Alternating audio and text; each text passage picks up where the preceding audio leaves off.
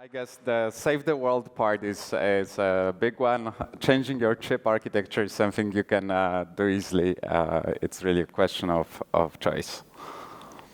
OK, here we go.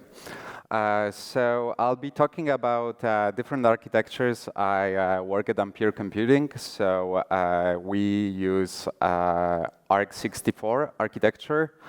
I know you're all familiar with x86 architecture, but let me ask, has anyone ever used ARM architecture? Obviously, other than your phone. Other than your phone? Awesome. OK, that's great. That's a great response. So the issue on a large scale now when it comes to data centers, obviously, is energy usage. This applies both to just how much power you have to deliver to the data centers, but also what you have to do in terms of cooling, especially if the servers require water cooling, then you obviously can have issues with water shortages, especially in certain regions. Not to mention that space is an issue which impacts things such as real estate and might even limit development in certain cities, which are prime locations for data centers. Obviously, now with every company, well, so-called being an AI company, GPU usage contributes to that issue even farther than certain inefficiencies in the legacy x86 architecture.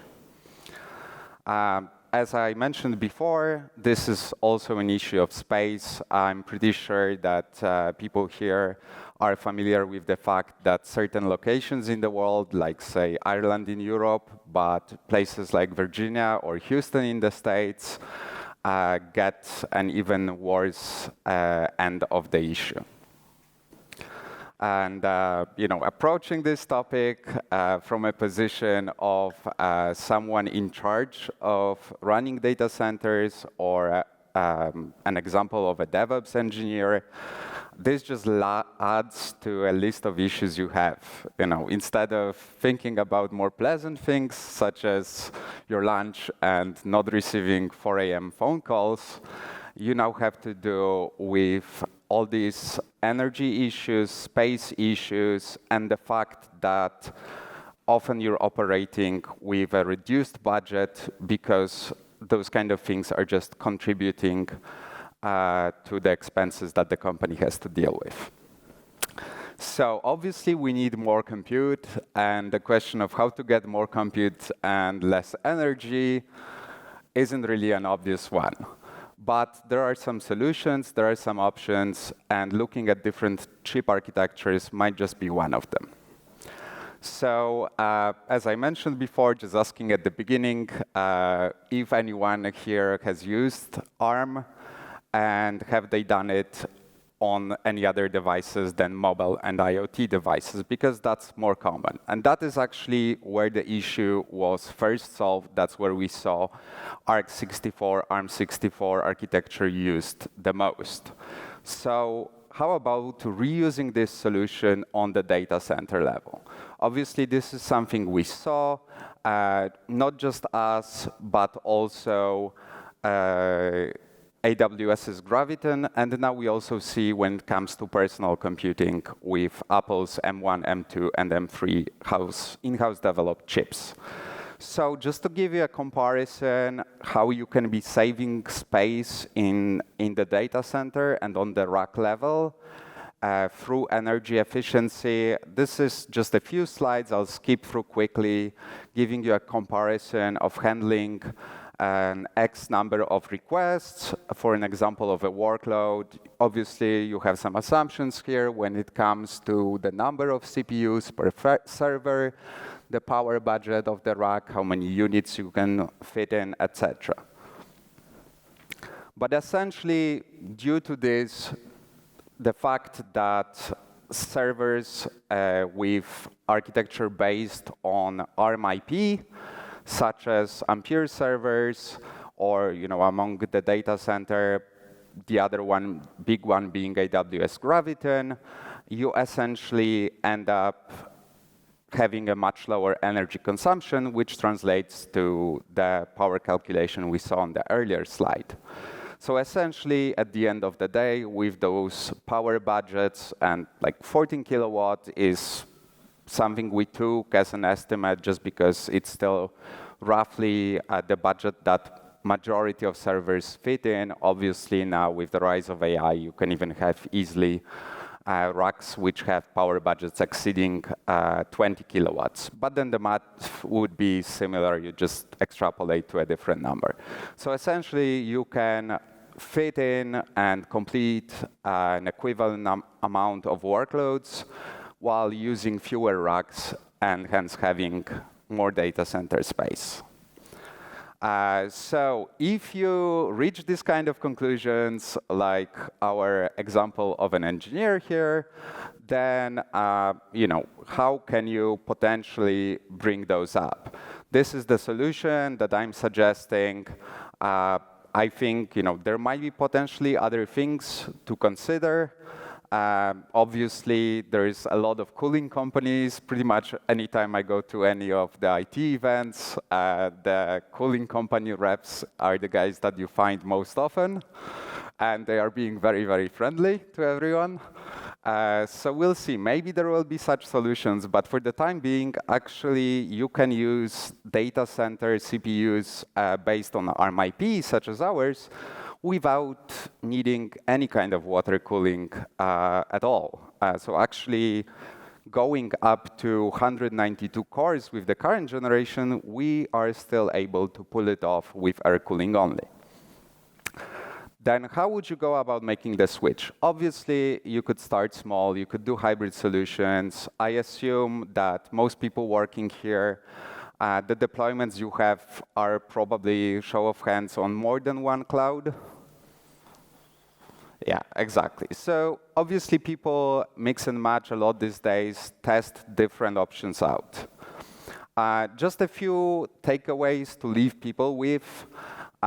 What I mentioned, space is essentially like water, an afterthought of an effect of the fact that energy consumption grows. And it will continue to grow as we require more compute. GPUs, that's obvious compared to all CPUs, end up using more energy. The effect on the power grid can be massive. Obviously, it is even bigger in countries that have a more outdated infrastructure. And I think there's a big country that we all know has this kind of issues on a large scale. So in terms of what you can potentially do if this issue rings closely with you, people sometimes underestimate the power they have. And actually, survey data shows that DevOps engineers, and I assume there's probably quite a few of them in this room right now, have a lot of impact on the people making the provisioning decisions. After all, you guys are the experts, and they trust you to advise to make the right calls. So good news is you do have other options. Obviously, we make, for example, our benchmarks available. AWS Graviton does as well. And at the end of the day, people just need to test. But I think the main point I want to leave people with is there are more energy efficient options on the data center level than the legacy x86 architecture. And I guess I just wish more of us use them to solve some of those issues. OK, so yeah, just a funny slide to end this on. Absolutely, why the cape? If you want to test any of this out, if you want to get involved with the community, I would encourage you to join ARM's Discord. You can check out our community forum. That isn't limited to Ampere. It's also people discussing ARM64 servers in general. If you were interested in trying out our instances, then you can find them with all major American hyperscalers other than AWS, because they have their own. And in Europe, among other places, in Germany with Hetzner, which I know has amazing options to test out and great pricing for those who want to check it out, or with Scaleway. But yeah, that's about it from me. I'm happy to answer some questions if we have time left, and I hope I'll be able to answer them. Thanks a lot.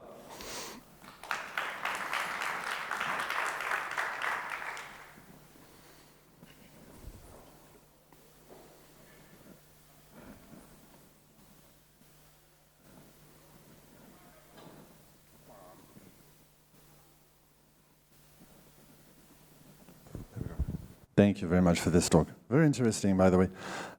We have one question that raised, which is, and the question is, the problem with RX64 is that it's another unfree architecture. I see myself waiting for RISC-V. Do you see a future for it? As in, if I understand the question correctly, it's basically whether RISC-V won't push out ARM and won't turn out to be the better infrastructure. Yes? Oh, OK, it's here. Yeah. Unfree architecture. I'm not sure I understand what was meant exactly by unfree. I think it matters that, how would I say, RX64 architecture. OK, I guess in the sense that you have to buy the IP from ARM. Yes. Yeah, no, that's absolutely true. I also don't necessarily see that changing. After all, ARM owns those IPs, and that's the business they're in. Will RISC-V or any other architecture take over and outplace architectures that rely on such paid IPs? I have no idea. Only time will tell. I don't think anyone could have easily predicted, several years ago, 10 years ago, let's say, unless they were already working in the semiconductor industry, that ARM chips will have a noticeable share in the data center. So maybe, very well maybe, but it's anyone's guess. Got it. All right, let's do it. And we have one more question. How can we compare Ampere Server in Azure Cloud? This option is available. Yes, it is. And I just wanted to find the naming of the instances for you if you're interested.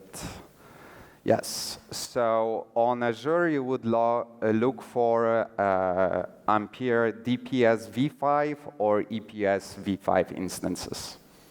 Got it. It's also actually a nice thing if anyone wanted to try in the cloud. Oracle offers free-tier access. So, even if you have personal projects and you want to check it out, they are actually, I think, pretty generous compared to other free-tier instances you can easily get online.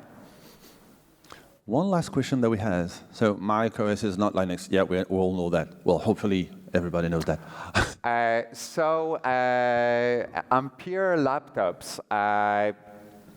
There's already companies that are actually looking at implementations and have MVPs. For now, you can definitely get Ampere workstations or dev kits. Mind you, those are going to be pretty powerful machines, starting at 32 cores. The nice thing about it is, if you buy a workstation, then it comes with a cage, cooling, power outlet that someone chose.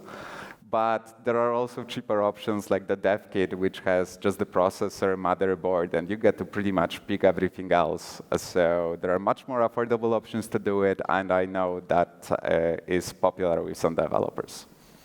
Thank you very much. So we have a couple of time for one very last question. Have you made a comparison with other architectures when it comes to energy consumption? Yeah, and I'm logged out. Yeah, that's what I was trying to show. Sorry for skipping so quickly on some of those slides, which were essentially comparisons with x86 architecture.